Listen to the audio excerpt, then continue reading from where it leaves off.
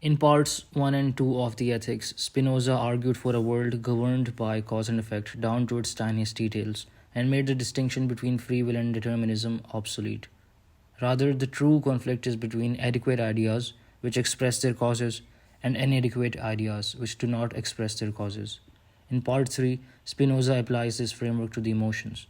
Emotions are modifications of the body together with the idea of those modifications, and so are subject to the same sort of analysis as bodies and ideas were in the previous chapter. Part 3 is largely a catalogue of the causes and effects of various emotions, and this will this video will focus on the logic of emotions. Let's begin by describing two accounts of emotions. Spinoza begins part 3 by criticizing writers who make a distinction between humans and nature, or in modern terms, between nature and culture. He says these writers take humans to be something outside of nature, that man is to be situated in nature as a kingdom within a kingdom, for the belief that he disturbs rather than follows nature's orders, that he has absolute control over his actions, and that he is determined solely by himself. According to these writers, human failings are down to a flaw in human nature itself, and they smugly compete to see who can offer the most cutting criticisms of humans. Opposed to this, Spinoza argues that nothing comes to pass in nature which can be set down to a flaw therein. For nature is always the same and everywhere one and the same in her efficacy and power of action. That is, nature's laws and ordinances, whereby all things come to pass and change from one thing to another, are everywhere and always the same.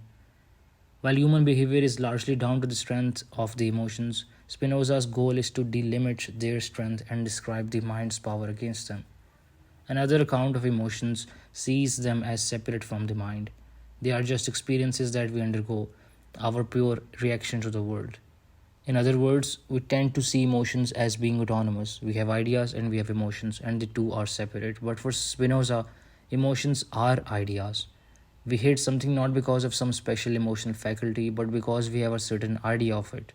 Emotions follow the same rules that ideas do, as described in the previous part. They are the result of chains of associations, or in other words, emotions are images of things. Now we'll talk about activity and passions.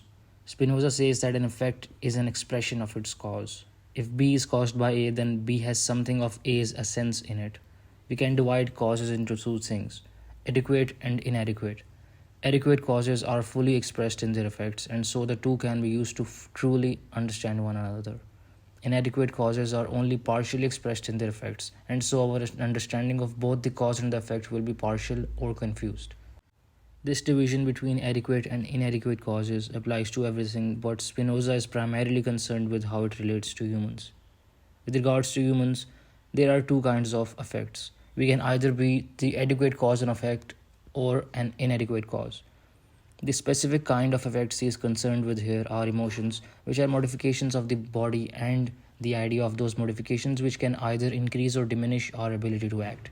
In other words, some emotions help our bodies do more things and help our minds think more things, and some emotions block our ability to act and think. If we are the adequate cause of an emotion, then the emotion is an activity.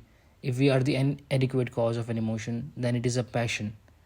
Emotions are nothing but a passage to a greater or lesser ability to act.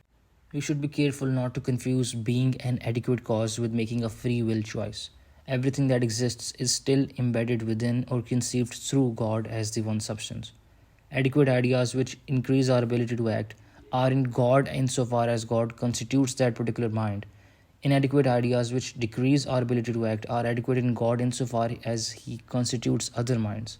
To put it another way, when we have an adequate idea, then it is our mind which is the cause of something. And when we have an inadequate idea, other things cause the effects. We assume that we have choice because we are aware of our actions but unaware of the causes of those actions. Furthermore, Spinoza talks about desire, pleasure, and pain. There are a handful of rules which dictate the interactions of emotions in the body and the mind. First, nothing can be destroyed except by a cause external to it. A thing's essence is definable and everything it can do flows from that definition. No thing's definition contains anything which negates the thing. In other words, a thing does not have the innate ability to be destroyed, die, or change. For humans, this means we do not carry our death within us. Death is the result of external pressure.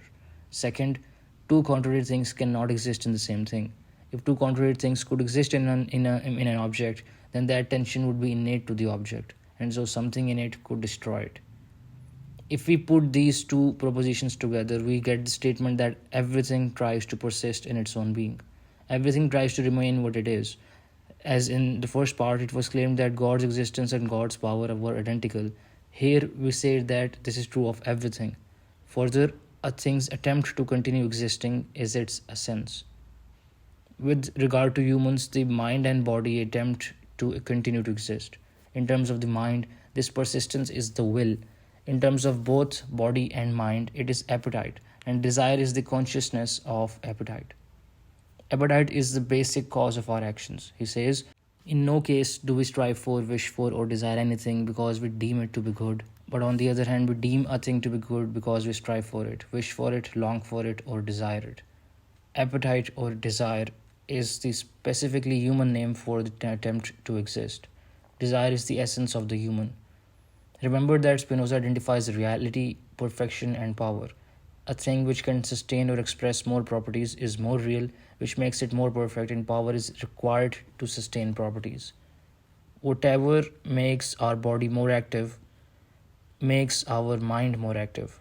Sometimes the mind becomes more perfect, sometimes it becomes less perfect. These transitions explain emotions.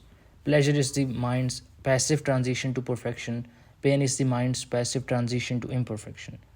Pleasure and pain are the basic components of Spinoza's ethical outlook. He says, by good I here mean every kind of pleasure and all that conduces thereto, especially that which satisfies our longings whatsoever they may be. By evil I mean every kind of pain, especially that which frustrates our longings. He has already shown that we think things are good because we desire them.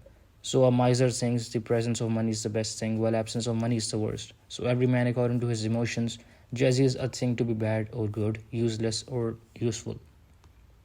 It is important to note that pleasure and pain are passive. They arise from inadequate ideas, and put differently, they are always tied to imagination, the first kind of knowledge. It is the imagination's chains of associations, which governs which objects and events we will find pleasurable or painful. Since emotions arise from images of things, the affecting object's essence is expressed in the emotion. This means that there are as many different emotions as there objects by which we are affected. However, they are all combinations of desire, pleasure, and pain, which are the three basic emotions. There are a few more basic rules which the emotions follow. As part of the drive to exist, the mind tries to think of things which make the body more active. If the mind conceives of things which diminish the body's power, it will try to remember things which exclude the existence of that thing. We can also be confused by which objects cause which emotion.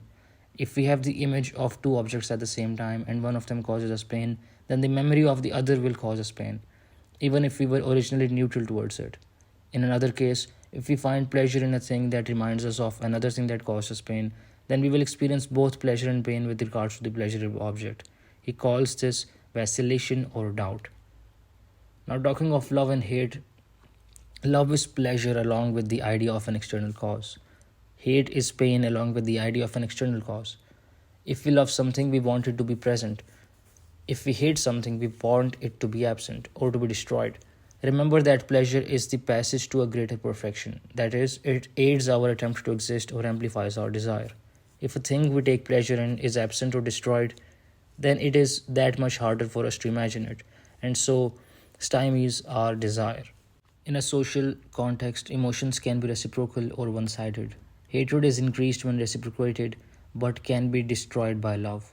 If an object of hate hates us back, the hate will remain, but if the object of hate loves us, we will to that extent regard ourselves with pleasure and will attempt to please the cause of this emotion. If the love is stronger than the hatred, then the conflict will end. Hatred, which is completely vanquished by love, passes into love, and love is thereupon greater than if hatred had not preceded it. This is because love is pleasurable and it helps remove pain. So if the hated thing gives us reason not to love it, it will have removed even more pain than usual, so we will love it more. It works the exact same way for hate. However, the loss of pleasure and the increase in pain makes the hate all the stronger.